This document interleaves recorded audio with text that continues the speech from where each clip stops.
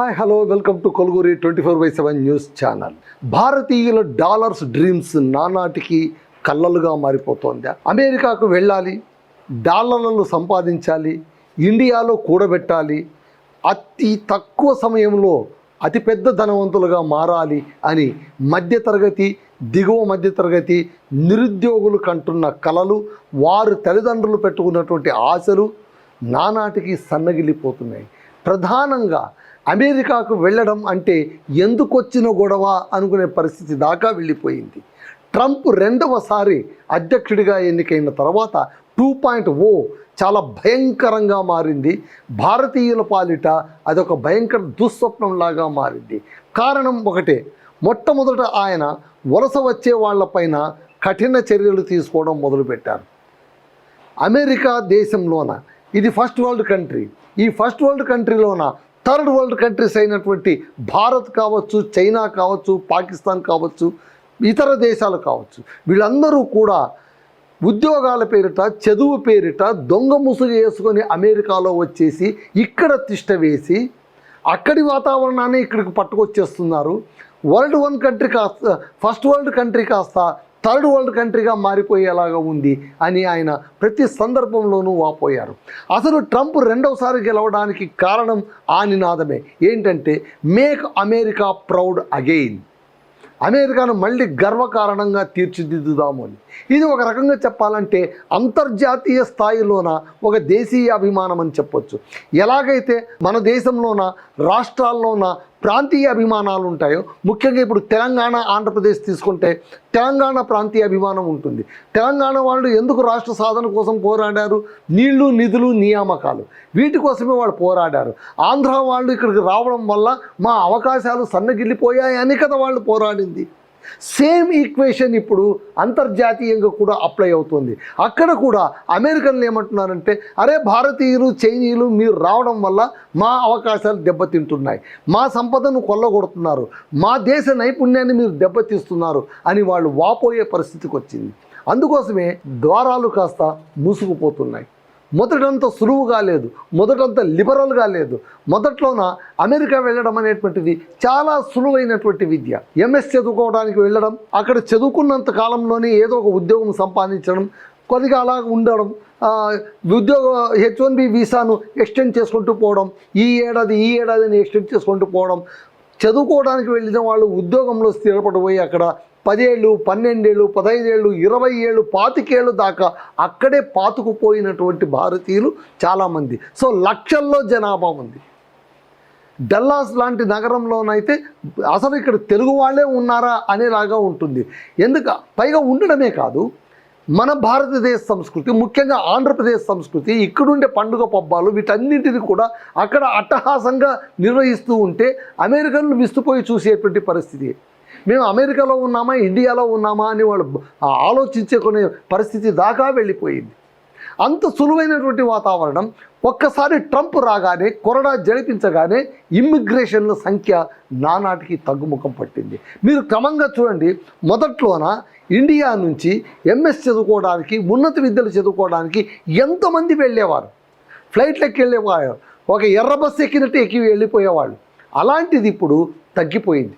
మునుపటంత craze లేదు, craze ఉంది కానీ వెళ్ళాలంటే అవకాశం దొరకట్లేదు. అన్ని చోట్ల కూడా స్ట్రిక్ట్ చేసి పడేశారు, నట్టు బోట్లు ఫిట్ చేసి పడేశారు. ఈ సందర్భంలోన మరొకసారి చర్చ అంటే H1B వీసా $1,00,000 చేయడంతోన న్యూస్లోనూ వచ్చేశారు ట్రంప్. అలాగే ప్రతి సందర్భంలో కూడా విదేశీ నుంచి వలస వచ్చిన వాళ్ళపైన అమెరికా అక్కసు వెళ్ళగక్కుతూనే ఉంది. తాజాగా JD వాన్స్, అమెరికా ఉపాధ్యక్షుడు, ఒకానొక సమావేశంలోన మళ్ళీ H1B వీసా గురించి సంచలన వ్యాఖ్యలు చేశారు.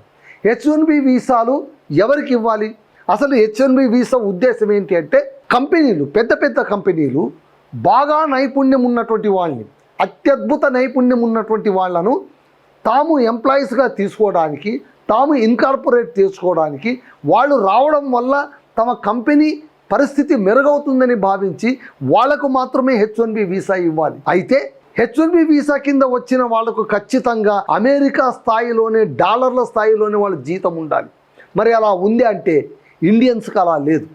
ఇండియన్స్కు ఇక్కడ లేబర్స్కి ఎంత ఇస్తారో ఆల్మోస్ట్ డాలర్స్ అక్కడ అంతే ఇస్తున్నారు. కాబట్టి కాకపోతే మళ్ళీ ఇండియన్స్ ఎందుకు అక్కడికి వెళ్తున్నారు, అంత తక్కువ జీతానికి వాళ్ళు ఎందుకు వెళ్తున్నారంటే వాళ్ళు ఎప్పుడు కూడా డాలర్లను రూపాయిలో కన్వర్ట్ చేసుకొని చూసి మురిసిపోతుంటారు. కాబట్టి వాళ్ళకి ఈ తేడా, ఈ వ్యత్యాసం పెద్దగా అర్థం కావట్లేదు, బాధకు రావట్లేదు. అక్కడ వెళ్ళిన వాళ్ళు కూడా ఏం చేసుకుంటున్నారు, నోరు కట్టేసుకుంటున్నారు, స్ట్రిక్ట్గా బతుకుతున్నారు, డబ్బులన్నీ కూడబెట్టుకుంటున్నారు. వెళ్ళిన రోజు నుంచే ఇండియాకు పంపడం మొదలు పెడుతున్నారు. అక్కడ వాళ్ళు సంపాదించిందంతా ఇండియాలోన ఇన్వెస్ట్మెంట్గా మార్చేస్తున్నారు, క్యాపిటల్గా మార్చేస్తున్నారు. ఒక 10 ఏళ్ళ 25 ఏళ్ళ తర్వాత సుస్థిరమైనటువంటి ఆర్థిక స్తోమతతోన మళ్ళీ ఇండియాలో అడుగు పెడుతున్నారు. ఈ దారిని కట్ చేయాలని అటు ట్రంప్, ఆ తర్వాత ఇక్కడ జేడీ వాన్స్, ముఖ్యంగా అమెరికన్లు కూడా దే లవ్డ్ ఇట్. వాళ్ళు కూడా అదే అంటున్నారు, అరే ఏంటి మీరు ఎలా పడితే అలా ఇమ్మిగ్రెంట్స్ను మనం ఎలా ఆలోచిస్తామని. వీళ్ళేమో అక్రమ వలసదారులు కాదు, కానీ వలస వచ్చిన వాళ్ళు పాతుకుపోవడం, చుట్టం చూపుగా వచ్చిన వాళ్ళు బ్యాగు లగేజ్తో సహా వచ్చేసి మేము ఇక్కడే ఉంటాము, మీరు బయటికి వెళ్ళండి అంటే ఎలా ఉంటుంది? ఒంటే గుడారం కథ అవుతుంది. ఎడారిలోని వంటే చలికి వణికిపోతూ ఆ గుడారం ఉన్నటువంటి మనిషిని, అయ్యా నేను చలికి వణికిపోతున్నాను అంటే మరి ఏం చేయాలి, నేను ఉన్నాను కదా అంటే, కనీసం నా ముక్కునైనా మీ గుడారంలో పెట్టుకోవడానికి అవకాశం ఇవ్వండి, నేను కాస్త వెచ్చగా ఉంటుంది అంటే ముక్కు దూరడానికి స్థలం ఇస్తే గుడారంలో వ్యక్తిని మొత్తం లేపేసి ఆ ఒంటెని వెళ్ళి కూర్చొనిందట. అలాంటి పరిస్థితి ఏమైనా వస్తుందా ఇక్కడ అని అమెరికన్లు విపరీతంగా భయపడిపోతున్నారు. సో ఇక్కడ జేడీ వాన్స్ ఏం చెప్తున్నారంటే, నిబంధనలు ఉల్లంఘిస్తే ఏంటా నిబంధనలు, H1B వీసా కింద రావాలి అంటే వాళ్ళకు అత్యధికమైనటువంటి నైపుణ్యం ఉండాలి. అమెరికాలో దొరకనటువంటి నైపుణ్యం వాళ్ళతో ఉంటేనే వాళ్ళను మీరు పిలుచుకురావాలి. వాళ్లకు అట్పార్ ఎక్కువ జీతం ఇవ్వాలి. కానీ కంపెనీలు ఏం చేస్తున్నాయి, తక్కువ జీతం ఇస్తున్నాయి, వాళ్ళను లేబర్లుగా తీసుకొని వచ్చి ఇక్కడ వాడుకుంటూ ఉన్నాయి. అలాంటి సందర్భంలోన మళ్ళీ తక్కువ జీతాలకు పనిచేసేటువంటి అమెరికన్లకు ఉద్యోగాలు పోయినట్టే కదా. మళ్ళీ వాళ్ళ పొట్టగొట్టి మీరు ఇక్కడ తీసుకురావడం వల్ల మీరేం ప్రయోజనం సాధిస్తున్నారు? కాబట్టి పెద్ద కంపెనీలు మీరు దొంగ ముసుగులోనే ఇలా చేస్తే సహించేది లేదు, భరించేది లేదని ట్రంప్ తేట తెల్లం చేస్తున్నారు. అలాగే జేడీ వాన్స్ కూడా కుండ బద్దలు కొట్టినట్టుగా చెప్పారు. సో ఇక్కడ ఏంటంటే నిబంధనలు ఉల్లంఘిస్తే కఠిన చర్యలు. సో H1B వీసా మనకు రావాలంటే నైపుణ్యం ఉండాలి.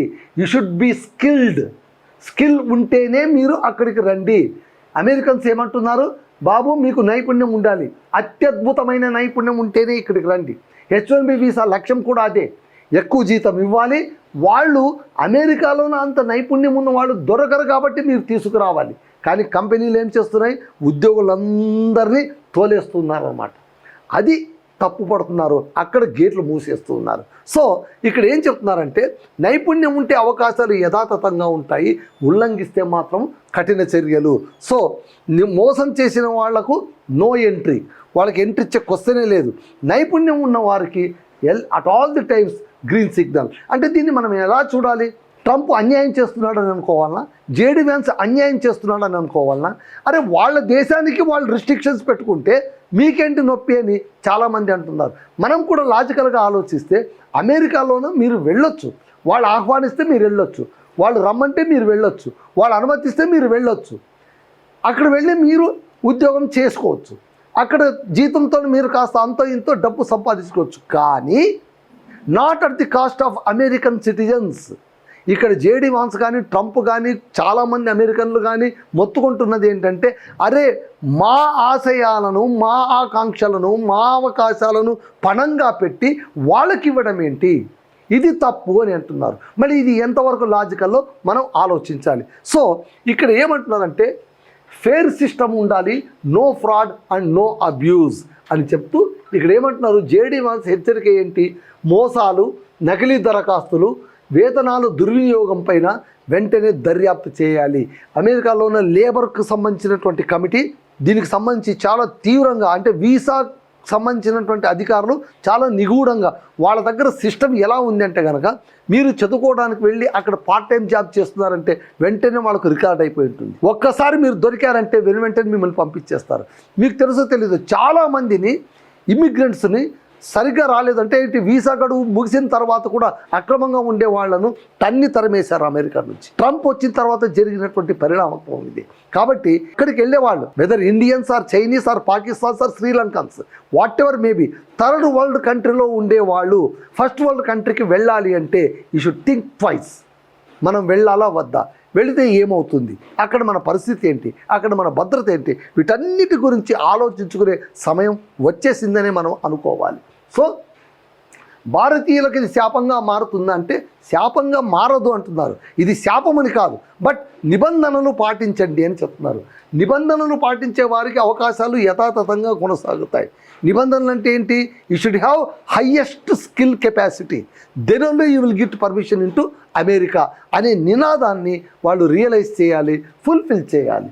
అలాగే ఏటా ఎన్ని H1B వీసాలు వస్తాయి అంటే 65,000 రెగ్యులర్ వీసాలు, ప్రతి ఏటా H1B వీసాలు 65,000 ప్లస్ 20,000 మాస్టర్స్ కోట, అంటే చదువు కోసం వెళ్ళేవాళ్ళు, మాస్టర్స్ చదివే వెళ్ళే వాళ్ళకు 20,000, వీళ్ళకేమో 65,000, అంటే మొత్తం 85,000 వీసాలు ఏటా ఇస్తూ ఉంటే అందులో అత్యధిక భాగం భారతీయులే ఉంటున్నారు. ఇది మనం గమనించాల్సింది. మొట్టమొదట భారతీయులు, ఆ తర్వాత చైనీస్, వీళ్ళిద్దరే ఎక్కువగా ఉన్నారు, ఎక్కువ సంఖ్యలో ఉన్నారు. సో భారతీయుల వాటా ఎంత అంటే జారీ అయ్యే వీసాల్లోన దాదాపు 70% ఇండియన్స్కే వెళుతోంది. సో 85,000 వీసాల్లోన 70% ఇండియన్స్ వాటా కిందనే వెళ్ళిపోతుంది. పెద్ద కంపెనీలు మోసం చేస్తున్నాయా? కొన్ని కంపెనీలు దరఖాస్తుల్లోన అవకతవకలు చేస్తున్నాయని వాటిపైన దర్యాప్తు కూడా జరుగుతోంది. అమెరికన్ల ఆవేదన ఏంటి? అసలు వీళ్ళ ఆవేదన ఏంటి? ఏంట్రా నీ బాధ, ఎందుకోసంరా నువ్వు బాధపడుతున్నావు అంటే, అరే బాబు, తక్కువ ఖర్చుతో విదేశీయులను తీసుకోవడం వల్ల స్థానికులకు అవకాశం తగ్గిపోతాయి కదా, మీరు లోకల్ ఇంపార్టెన్స్ తగ్గించేస్తున్నారు, లోకల్లో ఉండే ఎంప్లాయీస్ను కాదని ఎక్కడి నుంచి మీరు ఎందుకు తెస్తున్నారు? సాధారణంగా చూడండి, మనకేం జరుగుతుంది, తక్కువ జీతాలకు పనిచేసే వాళ్ళని మొట్టమొదటి తీసేసుకుంటుంది కంపెనీ. కారణం ఏంటంటే కంపెనీకి ఎప్పుడు కూడా ప్రొడక్షన్ కాస్ట్ తగ్గించాలి. ప్రొడక్షన్ కాస్ట్ తగ్గించాలంటే ఏంటి? ఎక్కడెక్కడ తగ్గడానికి వీలుంటుందో అక్కడంతా కూడా కోత కోసేస్తుంది. కానీ not at the cost of the local people అని అమెరికన్స్ ఎలుగెత్తి నినాదాలు ఇస్తున్నారు. సో వాన్స్ మాటల్లోనూ మరో కోణం ఏముందంటే అమెరికా అభివృద్ధిలో H1B ఉద్యోగుల పాత్ర కీలకమని వాన్స్ మాట. సో అమెరికా అభివృద్ధిలోన H1B వీసాదారుల వాటా, వాళ్ళ పాత్ర చాలా కీలకము అని ఆయన చెప్తున్నారు. పైగా ఏం చెప్తున్నారు? భారత ఐటీ కంపెనీలపై ప్రభావం, పరిశీలన కఠినతరం అయితే ఖర్చులు పెరిగి నియామకాల్లో ఒత్తిడి కూడా పెరుగుతుంది అనేటువంటి ఒక వాదన ఉంది. విద్యార్థులకు ఏమవుతుంది? సరే, ఎంప్లాయీస్కి అయితే ఇలా చెప్తారు. What about students? ఎంఎస్ కోసం వెళుతూ ఉంటారు కదా, వాళ్ళ పరిస్థితి ఏంటి అంటే ఎంపిక ప్రక్రియను మరింత పోటీగా మార్చి అధిక నైపుణ్యానికి ప్రాధాన్యం ఇవ్వడము. అంటే ఎలా పడితే అలా. మీరు చూడండి, మీరు ఇండియాలోనే గేట్ ఎగ్జామ్ రాయడం కష్టము, ఇండియాలోనే గేట్ ఎగ్జామ్ రాసి ఎంటెక్ సీట్ సంపాదించడం కష్టమవుతుంది, కానీ అమెరికాకి ఎంఎస్కి వెళ్ళడం ఈజీ అయిపోతుంది అని ఒకానొక సందర్భంలో అనుకునేవాళ్ళు. సో ఏమాత్రం యావరేజ్ స్టూడెంట్స్ ఉన్నా కూడా, అంటే ఇది ఎవరిని నిందించడం అని కాదు, పరిస్థితి చెప్తున్నాను. సో బ్యాక్లాగ్స్ ఉన్న వాళ్ళు కూడా బ్యాక్లాగ్స్ పూర్తి చేసేసుకొని ఎంఎస్కు వెళ్ళిపోయిన వాళ్ళు చాలామంది ఉన్నారని ఒక అపఖ్యాతి కూడా మూట కట్టుకోగలిగాం. సో ఇందరికీ కూడా మళ్ళీ అప్పట్లోనే ఎందుకు అవకాశం ఇచ్చారు అంటే విరివిగా లిబరల్గా, అంటే పాలకులు ఎలా ఉంటే యథా రాజా తథా ప్రజ అన్నట్టు అక్కడ ఎవరైతే పాలకులు ఉంటారో, ట్రంప్ వచ్చారు, కొరడా జులిపించారు, అదే ఒబామా ఉన్నప్పుడు ఓపెన్గా పెట్టారు. సో ఇలా ఈ విధంగా ఇక్కడ ఏమంటున్నారంటే విద్యార్థులకు ఏమవుతుందంటే ఎంపిక ప్రక్రియ it will become difficult, selection process అనేది చాలా కష్టంగా మారుతుంది. సో మొత్తం పరిస్థితిని ఎలా చూడాలంటే ఇది నిషేధం కాదు, దుర్వినియోగం పైన కఠిన చర్య మాత్రమే అని అంటున్నారు. కానీ బట్ మనలో చాలామంది మనం ఎలా వెళ్తామో మనకు తెలుసు కదా, వీసా మనం ఎలా పొందుతాం, అక్కడి నుంచి ఇన్విటేషన్ వస్తేనే మనం వెళ్ళాలి. సో అక్కడి నుంచి ఇన్విటేషన్స్ ఎలా వస్తాయి, ఇక్కడ ఏజెన్సీస్ ఎలా పనిచేస్తున్నాయి, అసలు ఈ వీసాలను నమ్ముకొని వెళ్ళి మోసపోయిన వాళ్ళు ఎంతమంది ఉన్నారు, ఇప్పటికీ కూడా అక్కడ ఎంఎస్లు చేసి ఉద్యోగాలు రాక మళ్ళీ తిరిగి ఇండియాకు వచ్చి ఇక్కడ అత్యవసర ఉద్యోగాలు తెచ్చుకొని బాధపడుతున్న వాళ్ళు చాలామంది ఉన్నారు కదా. సో ఇక్కడ ముఖ్యంగా తల్లిదండ్రుల మైండ్ సెట్ కూడా మారాలి. తల్లిదండ్రులు, పేరెంట్స్ ఏమనుకుంటున్నారంటే తమ బిడ్డ అమెరికాకి వెళ్ళిపోవాలి, రాత్రి కోట్లలో డాలర్లు సంపాదించేసేయాలి, మళ్ళీ ఇండియాకు వచ్చేసేయాలి, లేదా అమెరికాలోనే ఉండాలి. ఎందుకంటే ఇట్ ఈస్ అవర్ ప్రైడ్. ఎవరితో నేను చెప్పుకోవడానికి, మీ అబ్బాయి ఎక్కడున్నారు? అమెరికాలో ఉన్నాడు, యూఎస్లో ఉన్నాడు. మీ అమ్మాయి ఎక్కడుంది? యూఎస్లో ఉంది. చెప్పుకోవడం వరకు బాగుంటుంది, బట్ వాళ్ళకి అక్కడ ఎలా ఉంటుంది, హౌ దే విల్ లివ్, అది కూడా మనం ఆలోచించాలి కదా. బట్ ఇలా చూస్తూ ఉంటే వరల్డ్ ఫినామినా ఏమన్నా చేంజ్ అవుతుందా, లేదా ట్రంప్ మళ్ళీ దిగిపోగానే పరిస్థితి యథాతథంగా ఉంటుందా, అది కూడా మనం చెప్పలేం. చాలామంది కూడా ఇప్పుడు ఎందుకు వెయిట్ చేస్తున్నారంటే, అమెరికాలో వెళ్ళాలి అనుకున్న వాళ్ళు, అక్కడ ఉద్యోగం చేయాలనుకునే వాళ్ళందరూ ఏం ఎదురు చూస్తున్నారంటే, ఈ ట్రంప్ దిగిపోతే తప్ప మనకు పరిస్థితి బాగుపడదు అని అనుకుంటున్నారు. సో మళ్ళీ ఈ సందర్భం అనేటువంటిది is it temporary or it may become permanent. So ఈ సిచ్యువేషన్ ఇలాగే ఉంటుందా, కన్సిస్టెంట్గా కొనసాగుతుందా, లేదా టెంపరీగా ఉంటుందా అనేది కూడా ఆర్గ్యుమెంట్స్ జరుగుతున్నాయి. మొత్తానికి కామన్గా మనం చూసుకుంటే మాత్రం అమెరికాకు ఎంఎస్ కోసం వెళ్ళే వాళ్ళ సంఖ్య భారీగా తగ్గిపోయింది. డౌన్ఫాల్ అయిన మాట అయితే నిజం. అది రెండు విధాల, 2 ways. ఒకటి అక్కడ స్ట్రిక్ట్ కావడము, రెండవది ఇక్కడ కూడా కాస్త ఆసక్తి తగ్గిపోవడం. ఆసక్తి తగ్గిపోవడం అంటే ఏంటి, ఎంఎస్ చేయడంలో కాదు, అమెరికా పైన ఆసక్తి తగ్గిపోయింది, వేరే కంట్రీస్కి వెళ్తున్నారు, స్విట్జర్లాండ్ అక్కడంతా వెళుతున్నారు, ఆ తర్వాత లండన్కు వెళుతున్నారు. ఆ లండన్ ఇంతకంటే స్ట్రిక్ట్గా ఉంటుంది. చాలామంది కెనడాకి వెళ్తున్నారు. ఈ మధ్య కాలంలో కెనడా కూడా స్ట్రిక్ట్ చేశారు. అంటే మీరు ఎక్కువ మంది పోతూ ఉంటే అక్కడ వాళ్ళు రెగ్యులేట్ చేసేస్తూ ఉంటారు.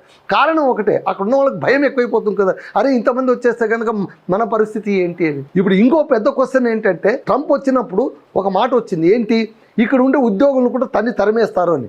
అందరినీ కూడా కంపెనీలు చెప్పేస్తారు, గేట్లు క్లోజ్ చేసేస్తారు, ఏ దేశం వాళ్ళు ఆ దేశంకి వెళ్ళిపోవాలి అంటే, లక్షల్లో ఉన్న వాళ్ళు ఇప్పుడు కనుక ఇండియాకి వస్తే ఇండియాలో వాళ్ళ పరిస్థితి ఏంటి, మళ్ళీ ఇండియాలో ఉండే నిరుద్యోగుల పరిస్థితి ఏంటి, మ్యాచ్ అవుతుందా అని చాలామందికి భయం పట్టుకునింది. బట్ ఈ భయం పడక్కర్లేదు. ఎందుకంటే అక్కడ చాలామంది కూడా గ్రీన్ కార్డు హోల్డర్స్ ఉన్నారు, అక్కడ ఓట్లు వేసేవాళ్ళు ఉన్నారు, అక్కడ ప్రభుత్వం పైన ప్రభావం చూపగలిగేటువంటి సిటిజన్స్గా మారినటువంటి ఇండియన్స్ ఉన్నారు. కాబట్టి అక్కడ ఎన్నికల ప్రక్రియ కూడా ఎక్కడైనా ఒకటే, కాబట్టి పొలిటికల్ ఫినామినా ఒకటే ఉంటుంది. కాబట్టి ఓట్లు కావాలి అనుకునే వాళ్ళు ఖచ్చితంగా ఇండియన్స్ని ప్యాంపర్ చేస్తారు. మీరు ఎన్నికలప్పుడు చూడండి, ఖచ్చితంగా ఇండియన్స్తో వెళ్ళడం, మాట్లాడడం, వాళ్ళ సంప్రదాయం ప్రకారమే పండుగలు జరుగుతుంటే అక్కడ వెళ్ళడం, ఇవన్నీ కూడా ఏంటంటే పాలిటిక్స్ అన్నమాట.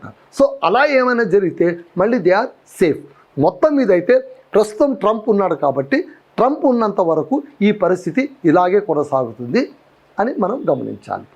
అదండి సమాచారం. That's all.